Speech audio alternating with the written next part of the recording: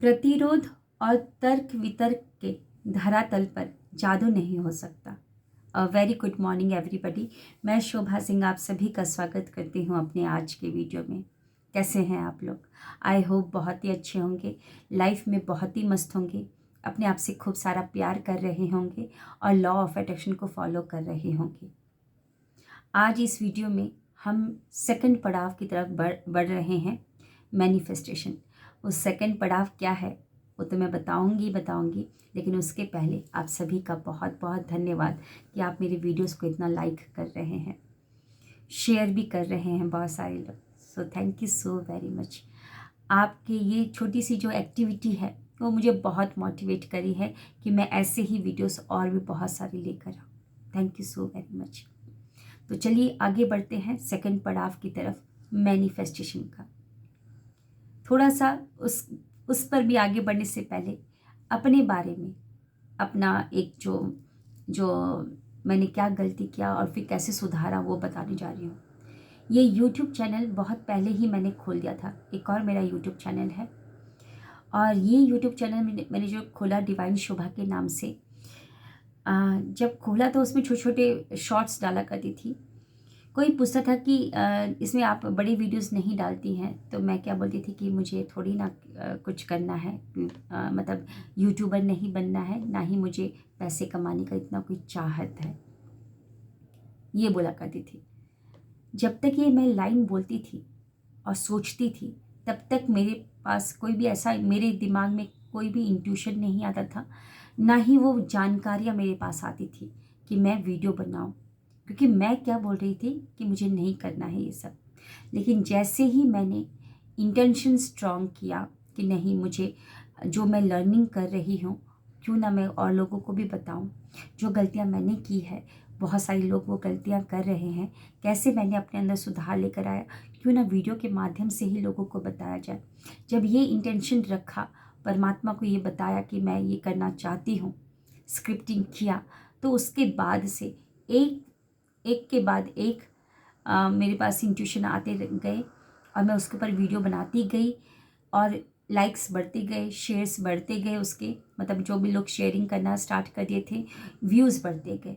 और वो जो सब्सक्राइबर जो पहले बहुत कम था, 10-13 में सब्सक्राइबर्स थे मेरे, लेकिन अब धीरे धीरे डेली सब्सक्राइबर्स बढ़ रहे हैं। तो कहने का मतलब क्या है, आपका इंटेंशन स्ट्रांग होना चाहिए, आपकी कल्पना शक्ति अच्छी होनी चाहिए, स्ट्रांग होनी चाहिए। आप कुछ भी अटैक कर सकते हैं, कुछ भी। क्वांटम फील्ड में सब कुछ है। तो आज क्वांटम फील्ड के बारे में नहीं बताने जा रही हूँ, मैं तो सेकंड पड़ाव की तरफ लेके जा रही हूँ।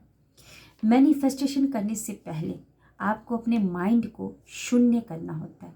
जब शून्य होगा तभी तो हम उस पर कुछ नया बीज का रोपण कर पाएंगे। जैसे कि एक रफ किताब में आप कुछ भी लिख लीजिए, शोभा मान नहीं देगा। क्या पता उसमें पेज ही ना हो, ऐसा कोई खाली जगह ही ना हो कि आप कुछ उसमें लिख पाए, अच्छा चीज़ कुछ लिख पाए। तो वैसे ही माइंड में इतने सारे थॉट्स हैं, इतने सारे विंडोज़ ओपन हैं, तो कैसे वो तो हैंग हो जाएगा ना। कुछ नया विंडो भी अगर खोलना चाहेंगे तो ऑलरेडी इतने सारे विंडोज़ ओपन है, इतने सारे आपने मेस बना रखा है, रफ एकदम पेज कर रखा है, तो कैसे कुछ नया चीज़ हम लिख सकते हैं। तो उसको खाली करने का काम करता है ध्यान, जो कि मैंने पहले बताया था। अब ध्यान के बाद जब हम ध्यान करके उठते हैं तो तब भी हमको ध्यान में रहना है। ध्यान का मतलब ये नहीं है कि आप बस बैठ गए एकांत में और बस उसी समय में हम अपनी सांसों पर ध्यान दे रहे हैं, उसी समय में बस अच्छा मतलब कि विचारों को नहीं आने दे रहे हैं और विचारों को कंट्रोल में कर रहे हैं। लेकिन उसके बाद भी 30 मिनट या 1 घंटे का आप ध्यान करते होंगे, लेकिन 24 घंटे में से अगर 8 घंटे या 6 घंटे निकाल दिया सोने के लिए, 1 घंटा ध्यान के लिए निकाल दिया, तो बाकी के समय आपको ध्यान में रहना है, यानी कि जागरूक अवस्था में रहना है, अवेयर रहना है कि आप के अंदर क्या चल रहा है। उसको कहा जाता है माइंडफुलनेस। यस, सेकंड पड़ाव है माइंडफुलनेस। ध्यान तैयारी है, ध्यान शिक्षा है, आपने जो जो सीखा, अब उसका एग्ज़ाम तो होगा ना, एग्ज़ाम लिया जाता है ना, तभी तो पता चलता है कि आप कितना तैयारी की हैं, कितना आप सेकंड क्लास में जाएंगे कि नहीं जाएंगे, दूसरी क्लास में जाएंगे कि नहीं जाएंगे। वो तो आपकी तैयारी का जब टेस्ट होता है और टेस्ट में जितना अच्छा परफॉर्म करते हैं उसके बाद ही डिसाइड होता है कि आप नेक्स्ट क्लास में जाएंगे। तो ध्यान तैयारी है, ध्यान शिक्षा है।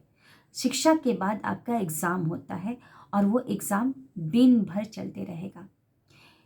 कैसे होगा एग्ज़ाम? पहले आपका एक ट्रिगर पॉइंट था और वो ट्रिगर पॉइंट सब दबाते थे और आप नाचते थे, है ना, गुस्सा करते थे। सबको पता था कि इसका ये ट्रिगर पॉइंट है, इसको दबाने के बाद ये परेशान होगा। जानबूझ के लोग ट्रिगर पॉइंट को दबाते थे, कुछ ना कुछ बोल देते थे। लेकिन अब जब आप ध्यान करने लगते हैं, धीरे धीरे आप माइंडफुलनेस अवेयरनेस में आने लगते हैं, तब कोई भी वो ट्रिगर पॉइंट को दबाएगा तो आप वैसा बिहेव नहीं करेंगे। अगर पहले जैसा ही बिहेव कर रहे हैं तो यानी कि आप अभी भी आपको तैयारी यानी कि शिक्षा अभी भी लेनी है, यानी कि फर्स्ट स्टेप पे अभी और दिन आपको रहना है। समझ रहे मेरी बातें, है ना? एग्ज़ाम में अगर अच्छे मार्क्स नहीं आए तो फिर क्या होगा? आप उसी क्लास में रहेंगे ना। तो इतनी जल्दबाजी नहीं करनी है, यानी कि दिन भर अवेयर रहना है कि मैं क्या सोच रहा हूँ, मेरे अंदर क्या भावना चल रही है। क्योंकि कल्पना शक्ति, कल्पना करने के लिए आपका माइंड शून्य होना चाहिए और भावना भी निकलनी चाहिए वैसी, है ना। पांचों इंद्रियों का यूज़ करना है तो भावना भी निकलनी चाहिए। तो भावना निकलने के लिए आपको थोड़ा सा माइंडफुलनेस में भी रहना है। जैसे कि आपको कुछ भी सर्कमस्टांसेस आ गया, आप प्रॉब्लम से घिरे पड़े हैं, अब उसमें आप कैसे बिहेव करें, कैसा डिसीजन ले रहे हैं, वो सारा कुछ माइंडफुलनेस होता है। और ये टेस्ट हमेशा ही पूरे समय चलती रहती है ना। तो हमको माइंडफुलनेस में रहना है, मतलब कि देखना है कि मेरे दिमाग में क्या चल रहा है। जैसे ही गलत भावना आ रही है, रोने धोने वाली भावना आ रही है, तो यानी कि विचार गलत चल रहे हैं, तो मैं विचारों को चेंज कर दूंगी, उसका अपोजिट सोचूंगी, है ना। क्योंकि अगर मैं सेम भावना में, रोने धोने वाली भावना में रहूंगी तो मैं गलत चीज़ को मैनिफेस्ट करूंगी। फिर हम ही बोलते हैं कि मैनिफेस्टेशन तो होता ही नहीं है, लॉ ऑफ अट्रैक्शन तो काम करता ही नहीं।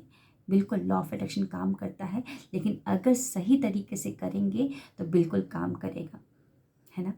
पेन किलर लेने से कुछ नहीं होगा कि ये अफर्मेशन बोल दो, ये कर दो, वो कर दो, नहीं। पेन किलर का साइड इफ़ेक्ट होता है, आपको साइड इफ़ेक्ट की ज़रूरत नहीं है। अपने बॉडी में उस साइड इफ़ेक्ट्स को मत पैदा करिए।